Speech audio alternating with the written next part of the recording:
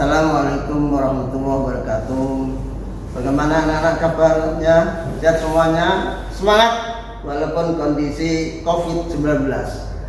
Mari kita berdoa, mudah-mudahan kita tetap diberi kesehatan oleh Allah, bisa bersekolah dengan melalui online ini.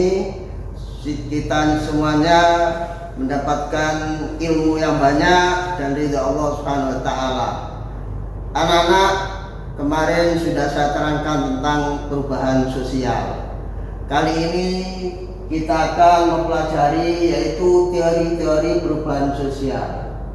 Teori-teori perubahan sosial itu ada 4: teori evolusi, teori siklus, teori fungsionalis, dan teori konflik. Anak-anak, kita ketahui bahwa di dalam perubahan itu tidak semulus apa yang diharapkan orang-orang tokoh-tokoh itu, sehingga dia muncul beberapa teori. Pertama, teori evolusi, yaitu masyarakat bergerak dalam garis linear menuju suatu titik tertentu, dimulai dari tahap primitif, tradisional sampai modern. Kita ketahui bahwa di dalam kehidupan masyarakat, contoh saja, masyarakat tradisional pertama menggunakan, kalau masak itu menggunakan kayu bakar, kemudian berubah menjadi minyak gas, sekarang menjadi LPG. Inilah salah satu contoh perubahan di dalam masyarakat, yaitu dari masyarakat primitif bergerak menjadi masyarakat tradisional sampai pada modern. Ini yang dimaksud teori evolusi. Kemudian yang kedua yaitu teori siklus.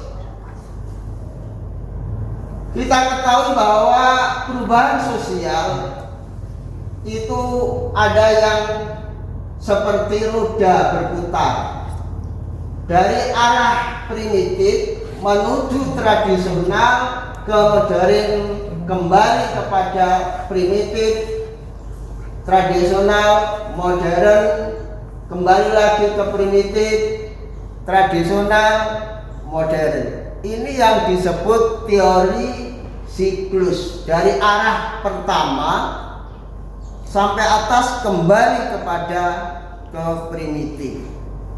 Anak-anak, kita ketahui mode pakaian.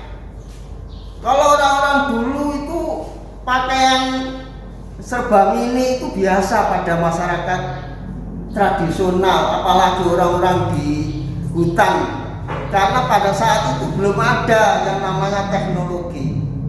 Tapi sekarang dengan adanya teknologi, orang-orang modern juga menggunakan pakaian primitif. Kita lihat ya, selebriti itu pakaiannya kan compang-camping, itu seperti pada zaman primitif. Itu yang namanya teori siklus ya, kembali kepada ke bawah. Yang ketiga, teori fungsionalis. Teori fungsionalis ini yaitu bergerak pada struktur sosial yang seimbang sesuai dengan apa adanya. Kita ketahui di negara demokrasi itu mulai dari kepala desa, camat, bupati, gubernur sampai pada presiden. Ini yang namanya teori struktural atau fungsional.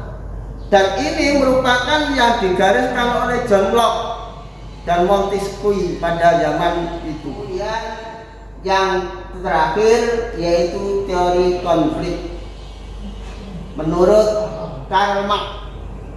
Menurut Karl Marx, teori ini ada 3. Pertama, ketidakadilan dan ketimpangan sosial menyebabkan terjadinya pertentangan kelas. Yang kedua, pertentangan antar kelas atau konflik sosial mampu mendorong masyarakat melakukan upaya-upaya menyelesaikan pertentangan untuk berubah ke arah yang lebih maju.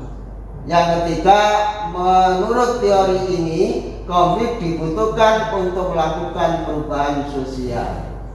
Kita ketahui bahwa ketidakadilan dan ketimpangan sosial menyebabkan terjadinya pertentangan kelas. Ini manusiawi.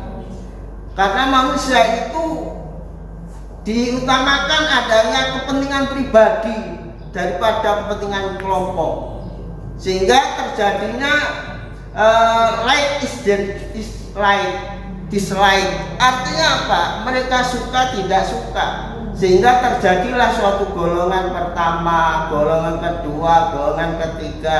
Ini yang menyebabkan terjadinya pertentangan kelas. Kemudian yang kedua adalah pertentangan antar kelas tadi, yaitu kelas bawah, kelas menengah, kelas atas. Kalau kita melihat teori yang dilakukan oleh Karl Marx, yaitu berkaitan dengan agama Buddha, di situ ada kelas Brahmana, kelas Sudra, ada kelas Waisya, dan itu sudah menjadikan suatu gap, penutupan. Karena apa? Kelas atas tidak boleh kawin dengan kelas bawah. Begitu juga kelas bawah tidak boleh kawin dengan kelas atas.